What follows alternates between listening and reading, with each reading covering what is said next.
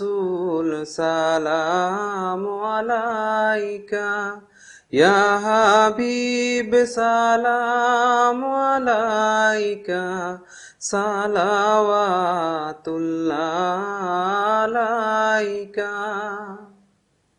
নবীজির আব্বা আব্দুল্লাহ, নবীজির আম্মা আমিনা, নবীজির দুধমা হালিমা, নবীজির কন্যা ফাতিমা, ইয়া নবী সালামু আলাইকা, ইয়া রাসূল সালামু আলাইকা, ইয়া হাবিব সালামু আলাইকা।